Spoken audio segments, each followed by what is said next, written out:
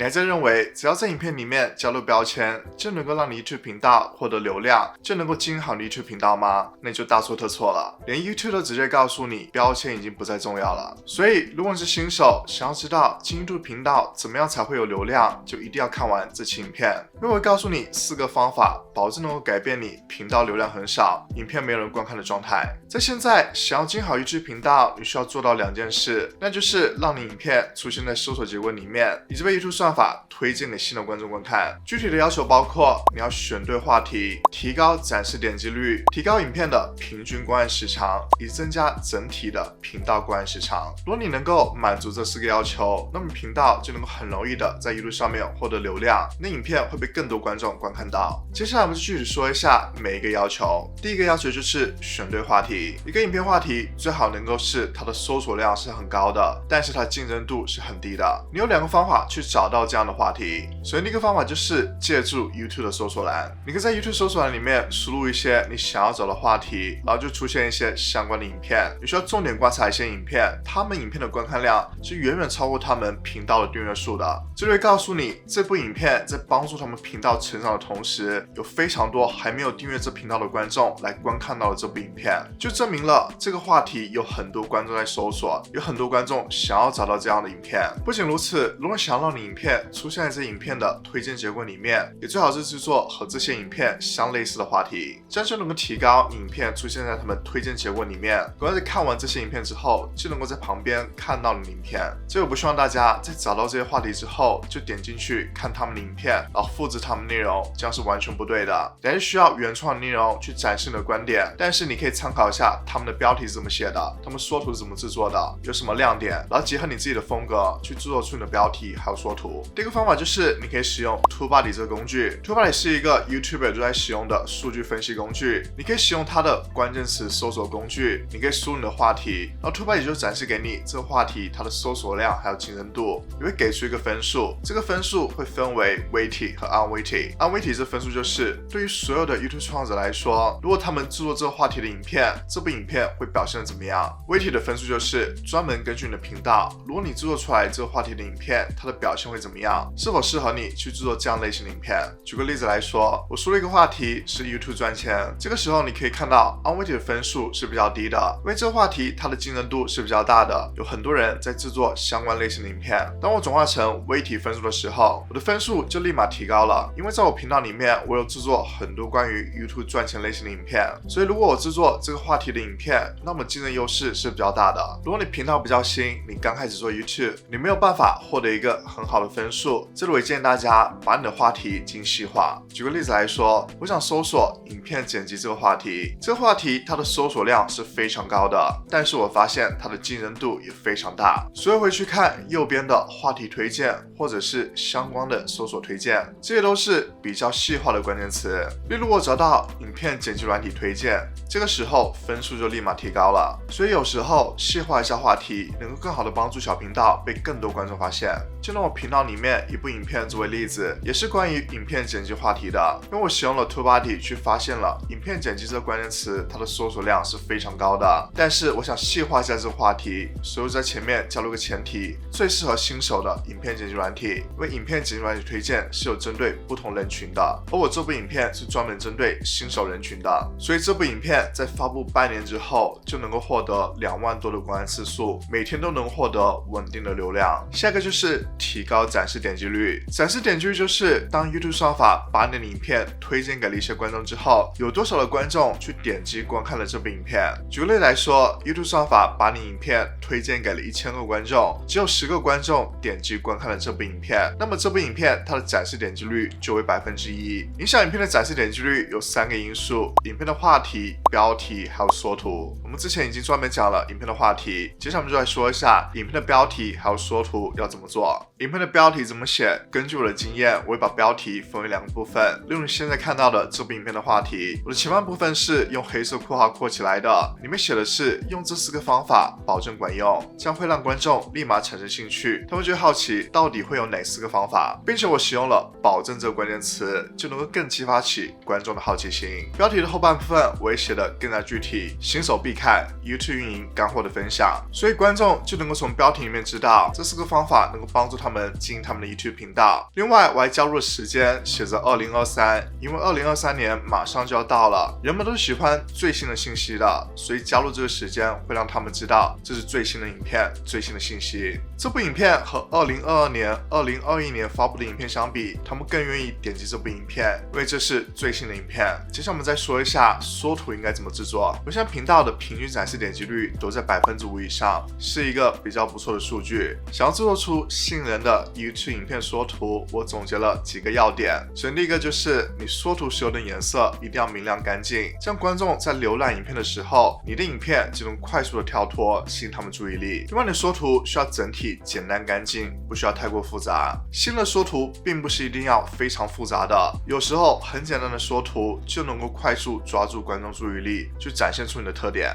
还有就是，如果你缩图里面有加入你自己的人像，那么你的人像表情一定要夸张一点，因为夸张表情是能够传递情绪的，会为观众快速建立起情绪的纽带。再来就是你缩图上面的文字一定要简练一点，通常就加5到6个字就可以了，因为有很多观众他们并不习惯一开始就看你影片的标题，通常就会阅读缩图上面的文字，如果他们感兴趣才会开始阅读你的标题。还有一个很关键的技巧就是，你缩图上面重要的信息最好是放在左边，首先是因为人们的阅读习惯都从左到右的，另外就是在缩图的右边会有时长的标志，会遮挡住一些信息，所以你不希望这个标志会遮挡住你重要的信息。我想知道制作 YouTube 影片的缩图它的所有步骤，我希望你去看这期影片，里面会展示给你如何使用免费的工具 Canva 去做出 YouTube 影片的缩图，你会详细展示给你所有的步骤，还有很多注意的要点。缩图真的非常重要，所以我强烈建议大家一定要去看这期影片。下一个要求就是提高影片的平均观看时长。影片的观看时长就是观众在观看这部影片的时候，他们的平均观看时长。有几个非常实用的方法能够帮助你提高影片的平均观看时长。第一个方法就是你要把你影片的开头控制在30秒以下。影片的开头非常重要，你的影片开头需要是最重要的信息，要直击主题，不要说很多废话。在我以前的影片里面，我的影片的开头都会在1分钟以上。当我去看我影片的续看率图的时候，我就发现有很多观众在观看完30秒之后就快速离开了这部影片。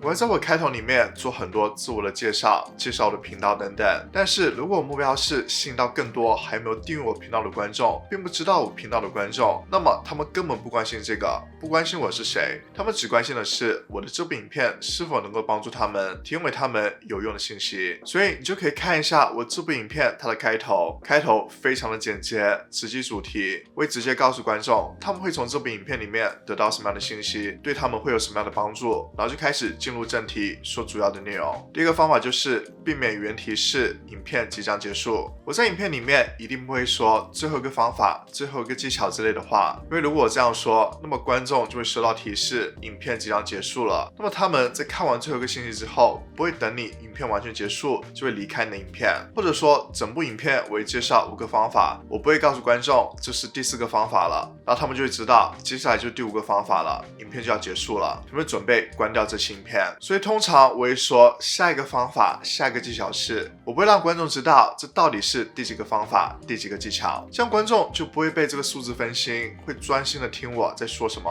使用这样的小技巧也能够提高你的影片平均观看时长。下个技巧就是提升你影片的质量。想让观众观看你影片更长的时间，你就要想办法让你影片变得更加有趣，让观众看了不会觉得无聊。你的影片时不时的会给他们新的刺激，这样你的影片就能无时无刻去抓住观众的注意力。就需要你在剪辑影片的时候去加入一些 B-roll、图案、动画、音乐、音效等等。YouTube 上面的观众是非常重视视觉体验的，如果他们只是重视听觉，他们并不需要在 YouTube 平台上，他们可以去直接听播客，但是他们选择了 YouTube 这个平台，那么肯定是想要重视视觉的，想要观看影片的。所以你需要在你制作影片的时候去适当的加入一些 B-roll、图片等等，去更好的帮助观众理解，去强调你说的意境。所以我强烈推荐大家一个网站叫 Envato Elements， 我影片制作所用到的所有素材，包括 B-roll、图片、图案、剪辑模板等等，都是从这个网站上面来的。这不仅大大提高我的了影片制作质量，同时也帮助我节约了很多的时间，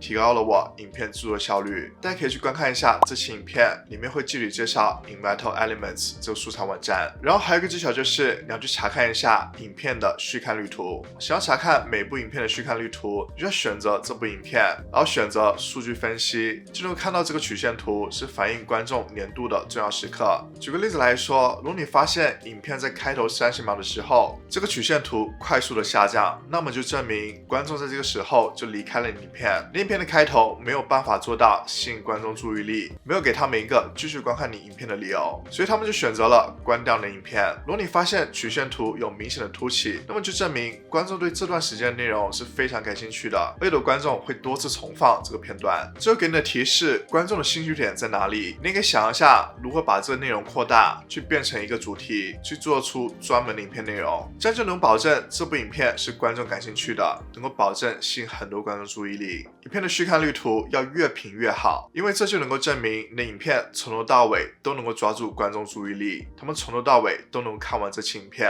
这也就证明了你这部影片更加成功。我们已经说了如何选好影片的话题，如何提升展示点击率，所有的一切都是为了增加频道整体的观看时长。像 YouTube 最重视的就是影片的观看时长，当你有越多的观看时长，那么你收到 YouTube 上的推荐就越多。我会告诉大家几个方法去增加你频道的观看时长。第一个方法就是你去制作时长更长的影片。想要提升影片的观看时长，那么制作更长时间的影片是最快速的方法。大家应该注意到了，我现在制作影片里面有一些有比较高的时长，有的甚至超出了30分钟。举个例子来说，30分钟时长的影片，如果续看率是50%，那么这部影片它的平均观看时长就是15分钟。如果一部5分钟的影片，它的续看率非常的完美，是100%，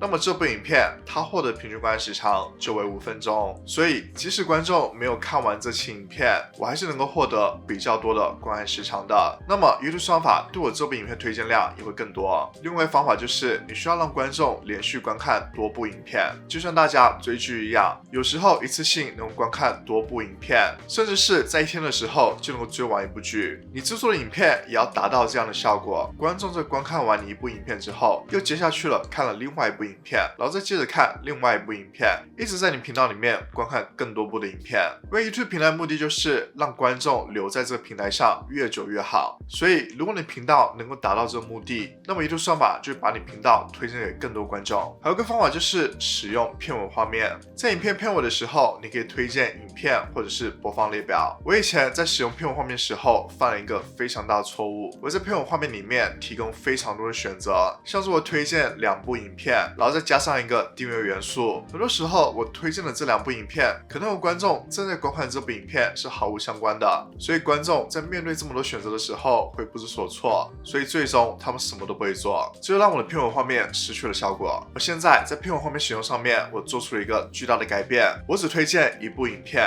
不加入任何的元素，并且会告诉观众为什么他们需要看这部影片，看完这期影片会对他们有什么帮助，他们能够收获到什么。这个时候我只提供了一个选择，并且告诉观众点击这部影片观看非常重要，那么很多观众就会被我说服去点击观看这部影片。这改变极大的提高了我片尾画面展示的点击率，就证明了有很多观众在看到这个片尾的时候都点击了我推荐的影片，继续观看了这部影片。这就很好达到了让观众留在我频道的目的，继续观看更多的影片，去帮助我增加频道的观看时长。我们已经说了4个方法去帮助你获得频道订阅数，还有获得影片的观看量，但是这些都需要回到 YouTube 的演算法上，因为 YouTube 演算法能够控制 YouTube 这个平台是怎么运行的，所以希望大家去看我这期影片，你会告诉你 YouTube 的最新演算法是怎么样的，你可以快速掌握 YouTube 平台演算法的运行原理。如果你觉得这期影片对你有帮助，希望你能够为这部影片点个赞，并且关注我频道，了解更多关于 YouTube 的内容。如果想了解我的最新动态，可以关注 IG。那么下期影片再见，